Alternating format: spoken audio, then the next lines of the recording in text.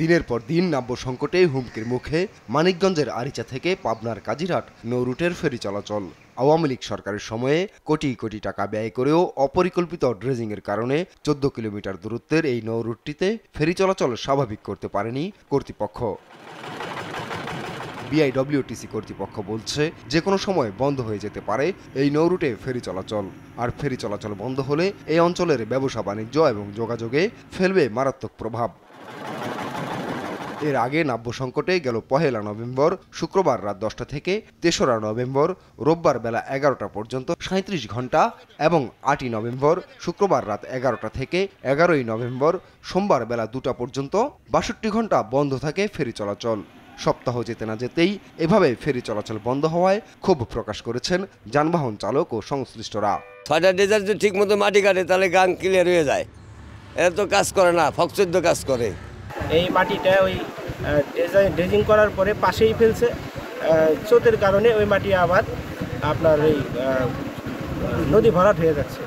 ঘাটে যদি 3-4 দিন পয়সা থাকতে হয়, সমস্যা হলে ওইখানে থাকলে আমাদের ড্রাইভার অনেক ক্ষতিগ্রস্ত হয়, মালিকের ক্ষতিগ্রস্ত, আমাদের ড্রাইভার হেল্পার ক্ষতিগ্রস্ত হয়। নাব্য সংকট নিরসনে খনন কাজ চলমান আছে উল্লেখ করে সার্বক্ষণিক ফেরি সেবা চালু রাখতে কর্তৃপক্ষ সচেষ্ট আছে বলে জানান বিআইডব্লিউটি এর ড্রেজিং বিভাগের এই কর্মকর্তা। ডিসেম্বরে 10-15 তারিখ পর্যন্ত এমন থাকবে, ঠিক আছে। হয়তো বা আল্লাহ যদি চায় ভালো রাখতে পারে, নাহলে আবার ফেরি বদলাতে পারে, ওই সময় আমরা ড্রেজিং করে দেবো, আবার এইভাবে সচল করবো আর কি। কিন্তু ডিসেম্বর মাসে একটা পর্যায়ে গেলে আমাদের যে সময় পানিটা যে সময় একবার পরিষ্কার হয়ে যাবে, মানে স্বচ্ছ হয়ে যাবে, ওই সময় আর কোনো সমস্যা হবে না। ওই সময় যে ড্রেজিংটা করবো ওই ড্রেজিংটাই টিকবে।